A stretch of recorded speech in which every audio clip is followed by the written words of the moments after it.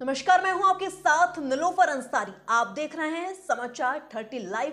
आइए नजर डालते हैं आज की खास खबरों पर। में सांसद ने निकाली जीएसटी बचत उत्सव पदयात्रा। बाजार में व्यापारियों से मिले पैदल चल व्यापारियों ग्राहकों से मिले राज्यसभा सांसद सुरेंद्र सिंह नागर। कहा जीएसटी सुधार पर जताई मोदी सरकार का आभार।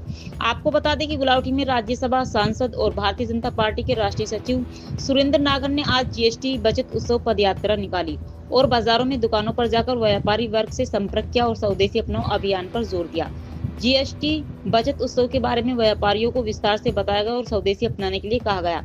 व्यापारी वर्ग द्वारा जीएसटी कम होने पर सांसद ने संतोष जताया गया और मोदी सरकार के इस कदम पर प्रसन्नता जाहिर की गई। इस मौके पर भारतीय जनता पार्टी के पदाधिकारी, कार्यकर्ता और क्षेत्रीय नागरिक काफी संख्या में सांसद के साथ मौजूद रहे।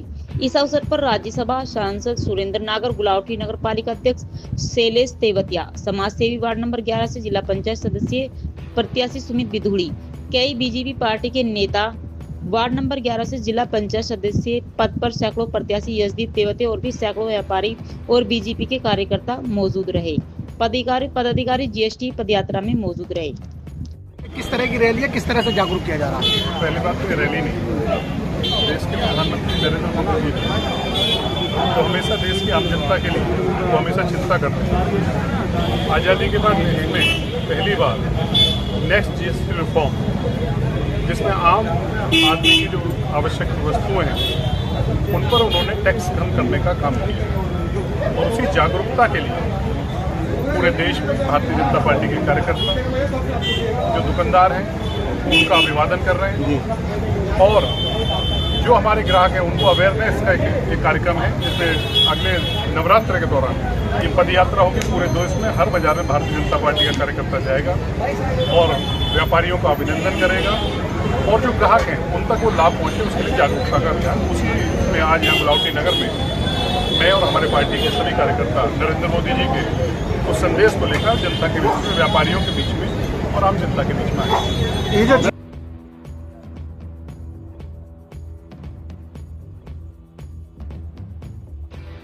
जो आज जीएसटी, पहले तो ये एक यात्रा का जन संवाद है, लोगों तक बातें पहुंचाने का। मोदी जी के द्वारा जो आह्वान और जो मोदी जी के द्वारा जो ये छूट जीएसटी में दी गई है उसके लिए जो व्यापारी लोग हैं उनसे संपर्क किया गया है। ये यात्रा हमारी सैनी धर्मशाला से चलकर सराफा बाजार तक गई, जिसका नेतृत्व हमारे माननीय सुरेंद्र नागर जी जो राज्यसभा सांसद और राष्ट्रीय सचिव हैं उन्होंने किया और भारतीय जनता पार्टी के जो कार्यकर्ता हैं सब लोगों ने माननीय सुरेंद्र नागर जी के साथ जाकर सब व्यापारी लोगों से मिले। और मैं ये कहूँगा, ये जो जीएसटी में छूट दी है ये एक ऐसी तोहफा है दिवाली पर आम लोगों के लिए, गरीब लोगों के लिए जो मोदी जी ने दिया है। जिसमें कि सबसे बड़ा जो तोहफा मोदी जी ने दिया, इसमें जो डेली मर्रा की जो घर की चीज़ें हैं उसमें बहुत बड़ी, जो पहले 12% का स्लैब था उस स्लैब को घटाकर 5% पर लाए।